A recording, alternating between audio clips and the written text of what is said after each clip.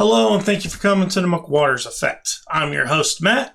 Today we're going to be talking about Dwight D. Eisenhower and UFOs. But first, I need you to hit the like and subscribe button. And don't forget, please share the video. Helps the channel grow. Now let's get on with the show. Here's our first story here. Did President Eisenhower meet with aliens at Hollow Man Air Force Base? But first, I want to talk about some of the stuff he was dealing with when he first got in office. They took over from Harry Truman. In 1953, President Harry Truman gave up his Oval Office and passed the reins of power to his successor, President Dwight D. Eisenhower. He likes being called Ike. It appears that Truman also gave Ike a pretty hefty file concerning a top secret project called Majestic 12 that Truman established by classifying executive order. Majestic 12 consists of a group of scientists, military personnel, and other government officials who all work together to understand and communicate with UFOs and extraterrestrials. President Eisenhower was extremely interested in UFOs and ETs. There's evidence that he's met with ETs secretly at least 3 times. Once at Edwards Air Force Base in California and twice at Hollow Man's, New Mexico. Since the Eisenhower meeting, other instances of UFOs landing at or near Hollow Man have been reported.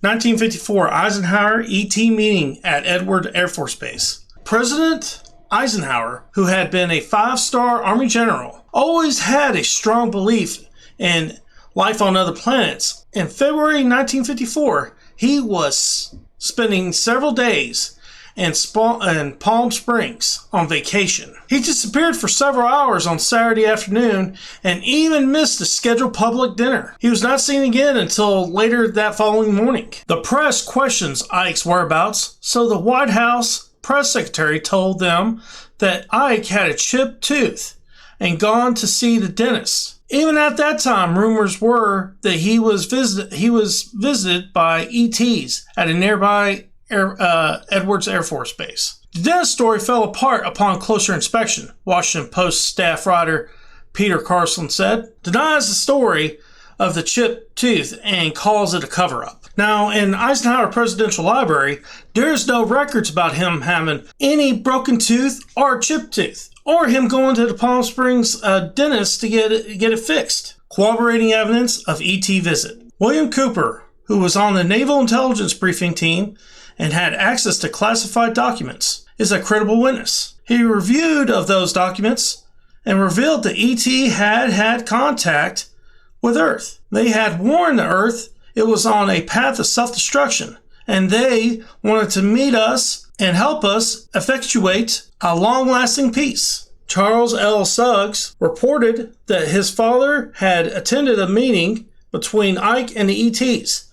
Eisenhower met with the 2 Nordic-appearing blue-eye ETs, as third one stood near the door as a lookout. The discussions with the aliens was polite. Eisenhower wanted to get a treaty with the aliens, but the aliens were unwilling unless we met their demands by getting rid of our nuclear weapons or stop testing our nuclear weapons. And the aliens left with no treaty in place, but returned the next year at Hollow Man's, New Mexico, not too far from where the Roswell alien aircraft crash site, for another meeting with Eisenhower. Now there's a corroborating story from Gerald Light. He wrote a letter saying he saw the ET meeting between Ike and the ETs at Edwards Air Force Base. White gave, and not only that, Light gave some details such as watching Air Force officials studying 5 aircraft with permission from the alien owners. A man presumed to be Eisenhower descended from the steps of Air Force One. He was seen shaking hands with a being at the door of the saucer and entered the unusual saucer-shaped aircraft. Ike was in the saucer for about 45 minutes. When he left, he was not wearing a hat or was clearly visible to many observers.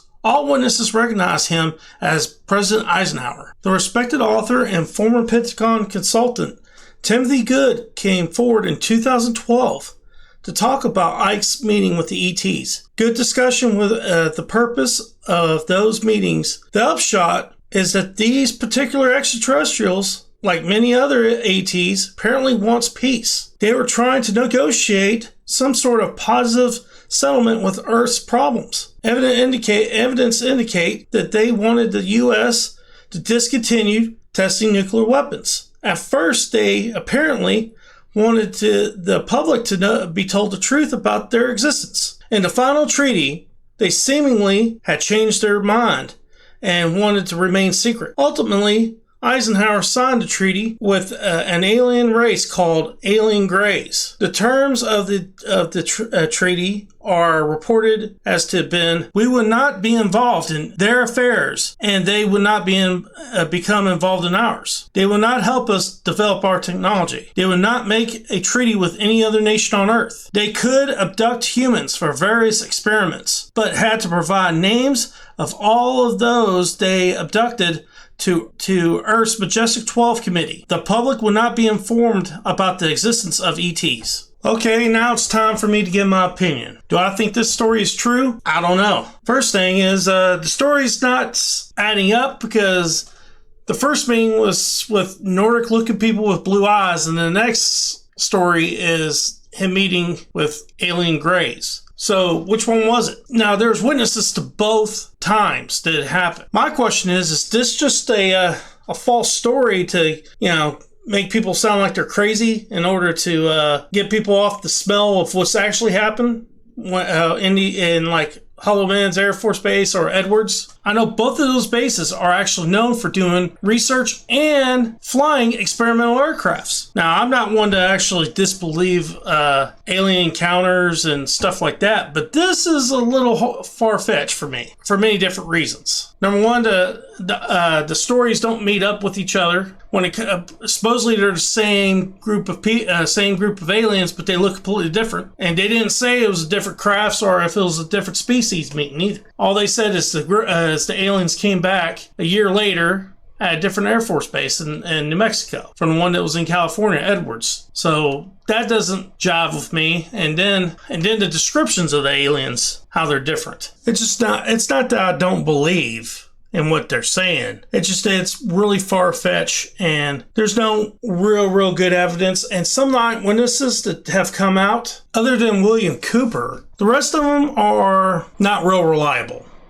Is the best way to say it. William Cooper came out and said it was true, so maybe it is. And he was the one that said they were Nordic-looking people with blue eyes. Something I guess we're going to have to look into, and we'll find out later on, I guess. All right, guys, we're at the point where I do my quote of the day, and I decided to use Yogi Berra. Okay, guys, pair up in threes. All right, this is the end of the show. Hope you enjoyed. If you did, hit like and subscribe. Helps the channel grow. Peace.